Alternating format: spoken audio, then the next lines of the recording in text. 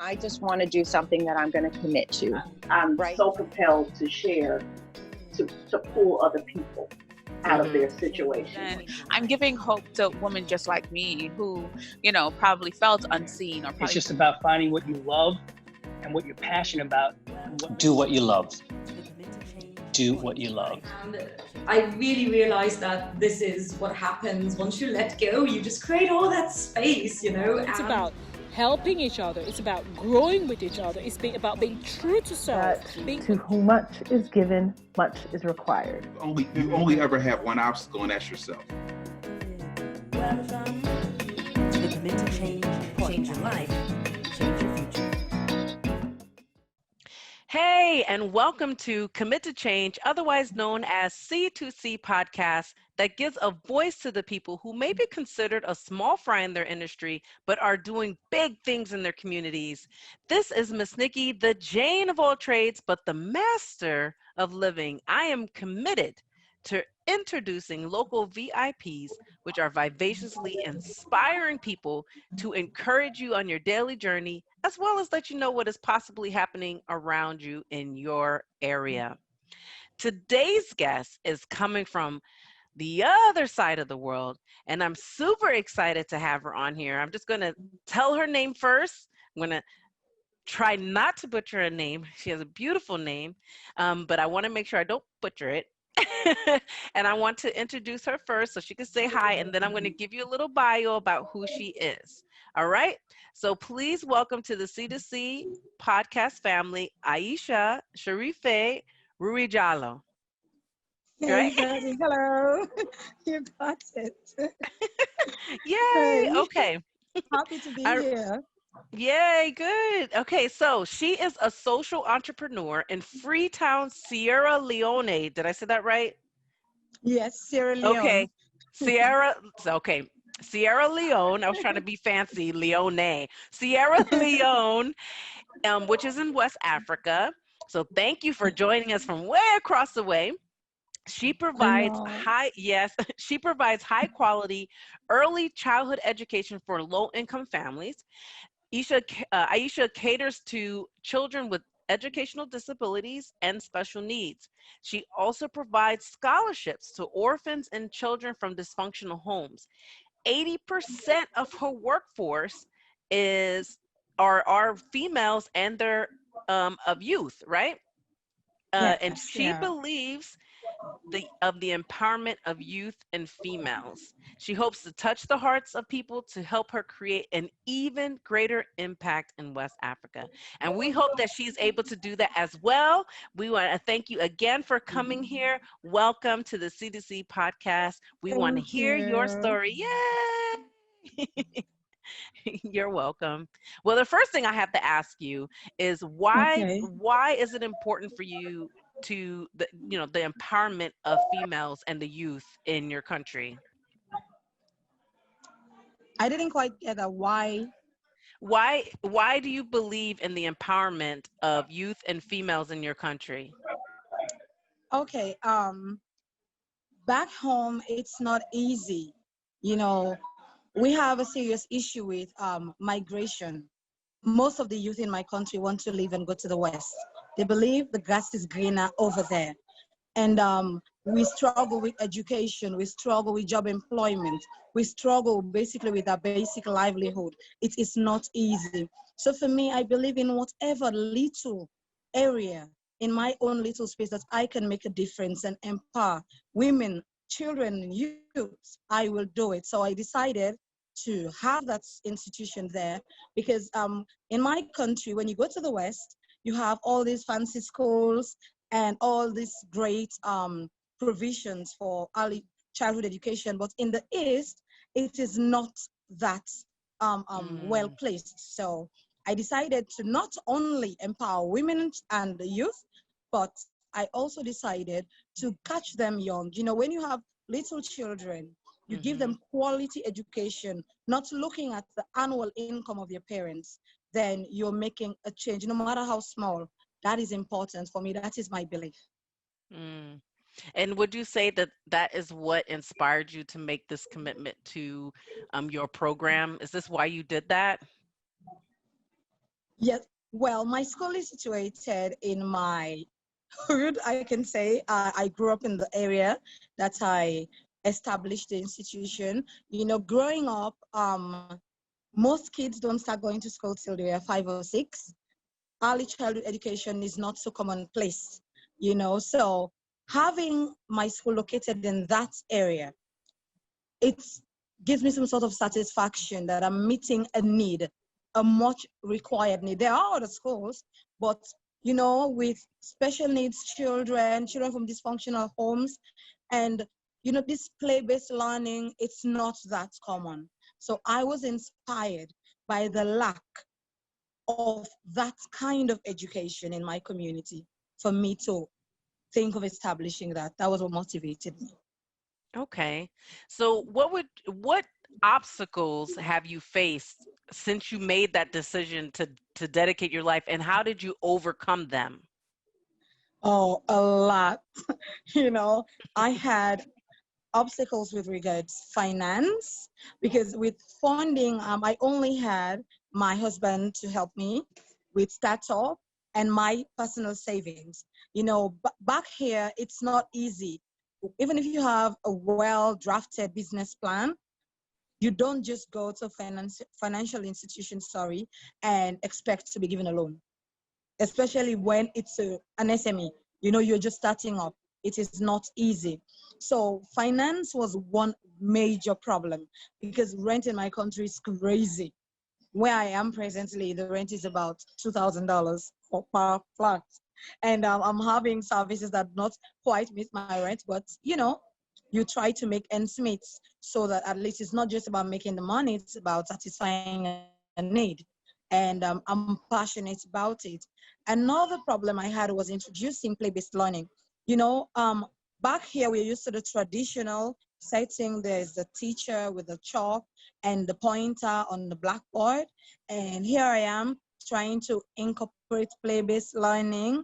You know, it was difficult, and I even tried to eradicate the assessing, as in first position, second position, because for me, after doing some research and from experiences, you know, it has some emotional imbalance with children. You know, this one is brilliant and that one is, you know, not so brilliant. So that was another problem, trying to convince my parents to accept this form of learning. So at a point, I had to amalgamate. I took our traditional way of learning and merged it with the play-based learning. So at least I can come to a point where I will be accepted. You know, those were the major problems I had. Wow. Wow. And you know, it's so crazy. Just even when you were talking about the finances, I was like, are you sure you're not in the US? Because that sounds very familiar. You know, it's nice. It's I mean, worth well, it, trust me. yeah, well, I mean, just to hear the how some aspects are parallel to, you would think like in the different countries maybe there would be differences, but it's very parallel. And so you've reached like the same difficulties that a lot of entrepreneurs reach over here. Um, and just the fact that you were able to overcome it and you push forward, you're like, I'm not going to let this stop me. I'm going to keep going forward. I'm going to adjust my Yeah, I studies did. so that way I can be accepted, but I'm going to keep, you know, still keep um, the genuity of my own program to mix with the other. I think that says a lot. So Yeah, it was with not easy, you know. right. So that's what I was going to ask you, because I know it was a tough thing. So who was your biggest supporter through all of this? Ah, that is really difficult, you know. But I will say the Lord did a whole lot of things for me. You know, we say sometimes God does not come down and make things happen. He goes through people. There was a time in my entrepreneurial journey, my closest people, they almost gave up. But I cannot choose one. There was my mom and my husband, though they at some point they gave up. And I was like, you know, for one thing I know about entrepreneurs, we are very stubborn when we're taking our risk. So even, you know, like if I'm crashing, let me crash hard. At least I crashed.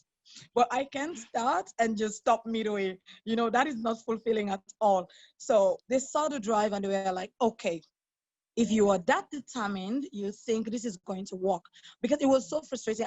Imagine I'm paying a rent of $2,000 and I had only 3 kids. One of them, my son, obviously he won't pay. And the other one was a child on scholarship, you know, and there was only one paying pupil. But I said, you know what? I can cut back on my allowances. When there's money, I can buy any clothes I want. I can get the jewelry I want. I can get whatever I want. But for now, it is about succeeding. It is about proving that I can survive this. I can make a difference. And, you know, interestingly, I started this idea when I was, when I was 21. And Ebola struck. Oh. Schools were closed in my country. And I had already paid a year's rent. You know, luckily for me, it was a family-owned building, although I paid. And they sat to a meeting and agreed that, well, she's trying for that age to have the guts to invest that sort of money. So let's just give her this year, because obviously Ebola, nothing was happening back here in West Africa, not only for my country. So I was given a free year off, which I'm still grateful for today. May God bless them, you know, my dad and his siblings. It was really awesome, because if they had insisted, let's say even if it's somebody else, and they had insisted I paid, that would have been it, maybe, because I do not know how I would have, you know, overcome that barrier. But with that, it helped. And by the next year, I had 5 children, and, you know, I keep growing. You know? Wow. I know. Wow. But that's so good. Yeah, no, but it's okay. I love the fact that you're willing to share. And I have to say, like, that's big sacrificing, you know, to go after your passion and say, okay, we're gonna have to cut down and do without for a little bit, because on the other end we're going to see the benefits of what we're doing. And to be able to do that, like that says a lot about who you are as a person, your character, because a lot of the external things are just, they're external, they're extras, you know? And so, so I'm humbled by the efforts that you've made. So yeah, that's okay. Your story is a mouthful. That's okay. Just tell your story. We want to hear it. So I already, what you, yeah. So already in what that you said, you've kind of already answered the next question, but I'm going to ask it anyway. How do you feel that you are providing value to your community?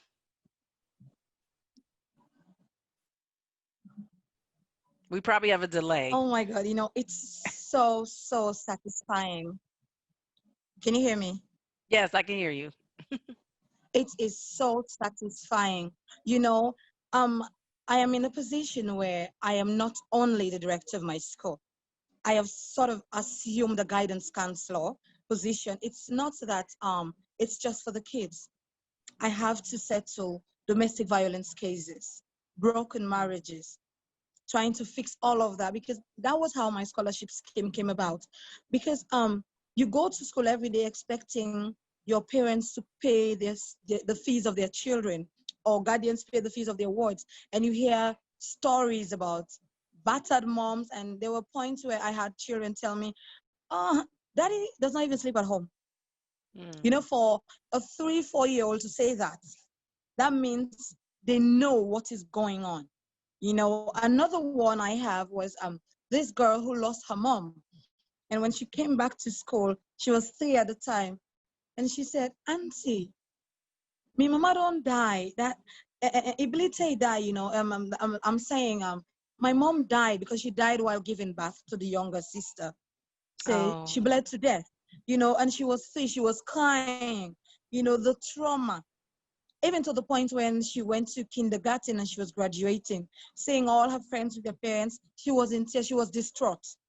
You know, so for me, it improves my mental health.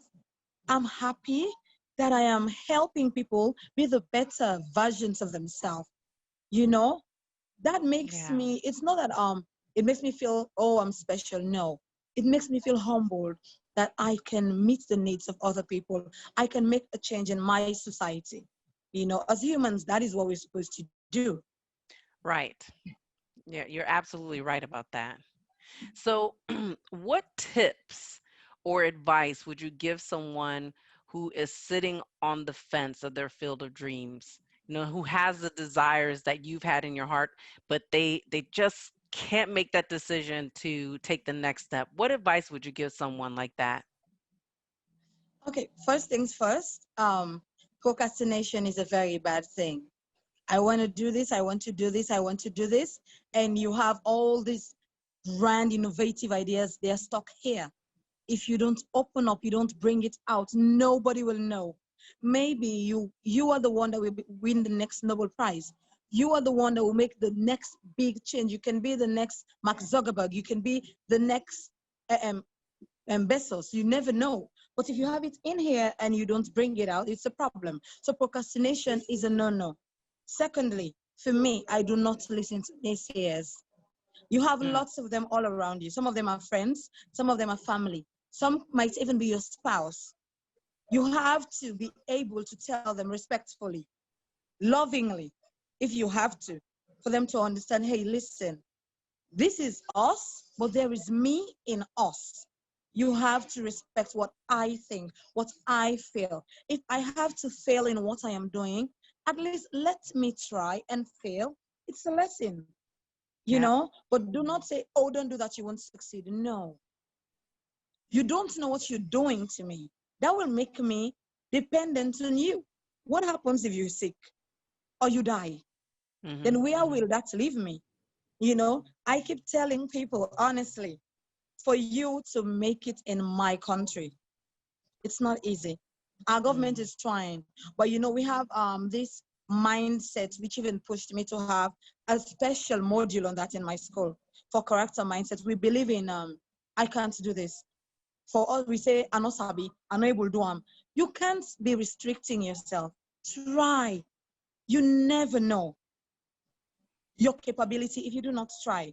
So I tell anybody, any day, anytime, just make the effort.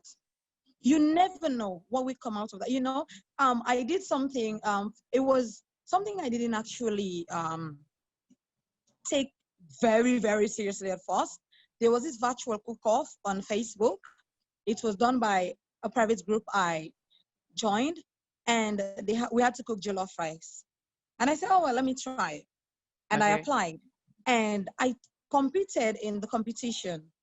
You know, I didn't win, but I was happy because I pushed myself to prepare jollof rice with side dishes and drinks within an hour and some minutes.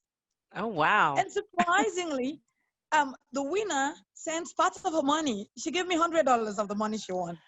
What? And someone else, sent me $100 because I'm working on a nonprofit organization for Muslim women, because that is a whole new story, another side of my life. You know, they are just this bunch of women. You know, they go through a lot, a whole lot of that. You know, a whole lot of things. We're trying. You know, some of us are trying. We are outspoken and things like that. There are women who can do great things for themselves that are Muslim women, but we have our limitations. You know, and all these restrictions that have been garnished to have us in one place. But that's the story for another day, you know. And, you know, so certain times you just do certain things. Push yourself. Try. You never know what will come out of that venture. You never know. Wow. And above all else, pray. Yes. I tell you, you know, at the center of it all, there is the Lord. He makes a change where you least expect it. With hard work, prayers, motivation, and passion, it won't be easy for you to be a failure. Wow. Okay, thanks, guys. We're done here. Wow, that's really. I keep jumping into the next question. No, that is great. No, that is great words of wisdom, and I hope our listeners are paying attention, because she said it best. You have to try and put God at the center, and just keep moving forward. Definitely. Yes. All right. Well, now we are into the lightning round. So I'm going to ask you 5 questions that you just answer Okay. what comes to mind. And yeah. So you ready? Okay, no problem. I am ready. Okay, here we go. First question. What initially held you back, if anything held you back, from starting this venture, committing your life to this change? Money Okay. and procrastination. Yes. So, what is the best advice you have ever received? The best advice. Be the best you can be. Yes. Okay. Share a personal habit that contributes to your success. A personal habit. Can I name another one? Sure. Okay. So I love to read. I had trouble with money management. So Suze Orman, I think that's the name of the author. I like her. I started learning financial management from reading her books. So reading, I read a lot and I love the internet. I'm always snowballing from one side to the next. Research, So it gives me an open mind. I am not restricted. I'm not in a cocoon. I'm, a bird, I fly all over, Well, So that reading is question, essential. okay, so reading actually goes into the next question. Okay. What book would you recommend to the C2C family and why?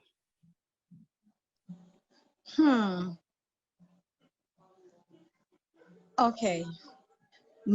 Presently, the book that has me, Isha Sherriffè Wurie Jalloh, going, that has made me make a change in my own life, it's the Al-Quran.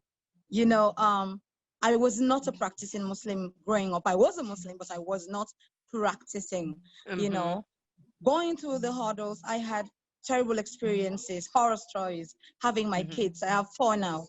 It was reading those books that told me how, my interpersonal development, civic engagement, my leadership prospects, all those things, I found them in there. Female empowerment, surprisingly, equity between male and female.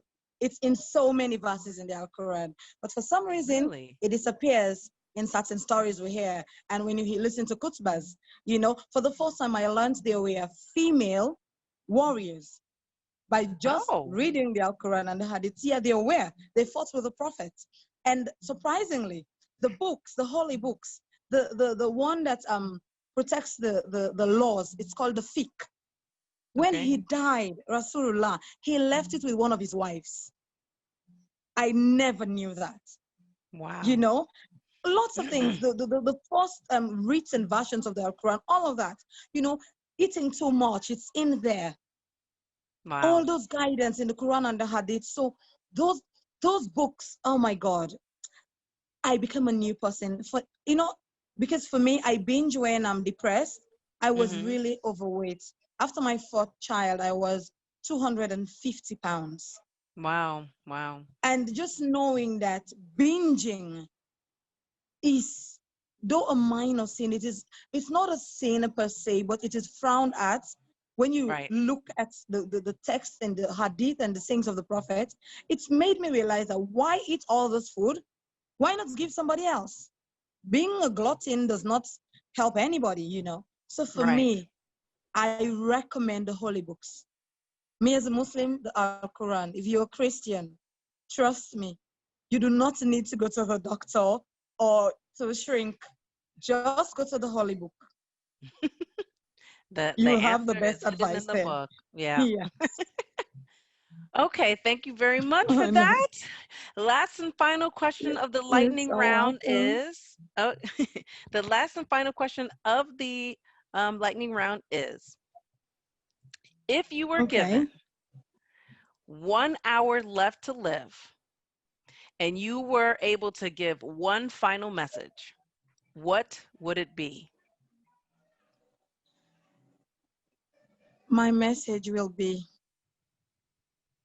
children of Adam and Hawa, that is Eve,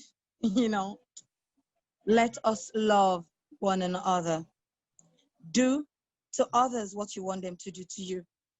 We are all here. It's a face. We are all strangers. We're moving on. What happens when you go to the next venue? You have not prepared. It's like, I'm buying this house and I'm furnishing it, but then there is this other place that I know I'm going to, but I have neglected it. Do you want to sleep on the muddy floor? Or do you want to grow trees, plant flowers, beautify it, paint the walls? What do you want to do? How do you want to do the decor for your afterlife? For some, it is important you think of other people as yourself. Why will I be full and my stomach hurts when my neighbor is hungry? Why will I want to have a PhD when my neighbor is not even at GCE levels? Why do I want to eat meat when my neighbor does not even have fish? Maybe if we think like that, we will start making the change. I am not looking at the lifestyle of anybody that is wrong or anything, but we all we all have our excesses. I have mine too. But in whatever little way you can, make a change.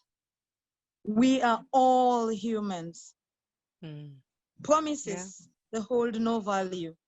Action is better. You can promise to give me $1,000 to push my cause forward, but if I do not receive it, what is the value of your words? That is what most mortals are doing now. Oh, I'll give you a bag of rice, and they don't. Oh, I'll give you this, and they don't. If you are a doctor, please treat your patients the right way.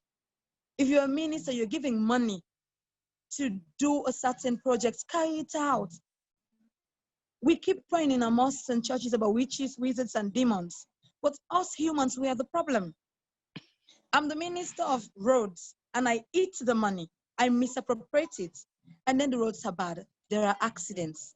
I am part of that problem. I am part of those killings. I am minister of health, and I eat that money. And women die in the hospital. There's a mortality rate, infants. We have a whole lot of problems in the world. Health, food and nutrition, it's crazy, So if we can all be just a little bit better, there'll be a glimmer of hope that something good is coming. I'm just trying in my little corner. Yes, I make some money from my school, but trust me, I do not make the amount of money I will make if I was not a social entrepreneur.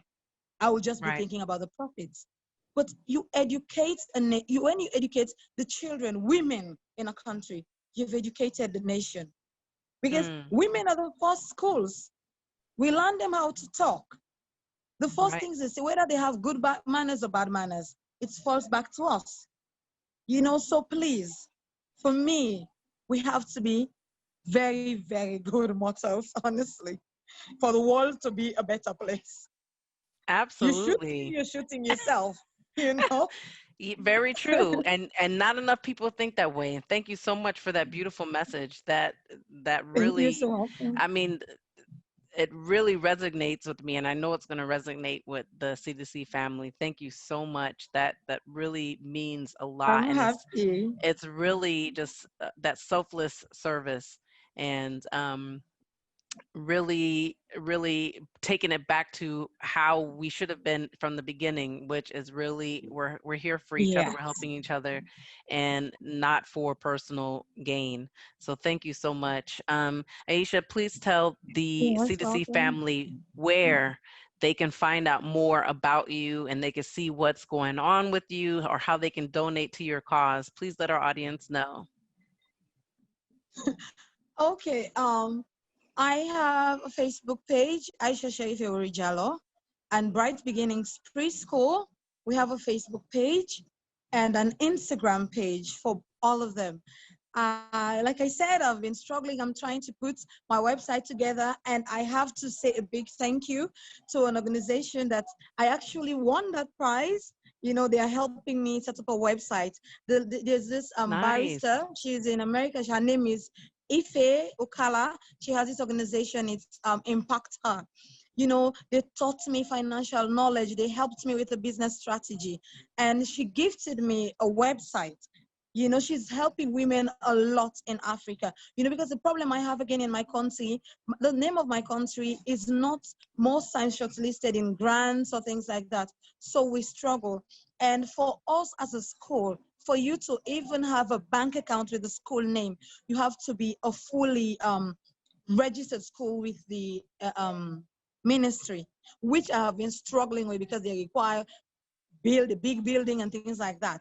I have gone to a point where I have an attestation, and I'm really proud of that because very soon I'll have my certificate as a registered school.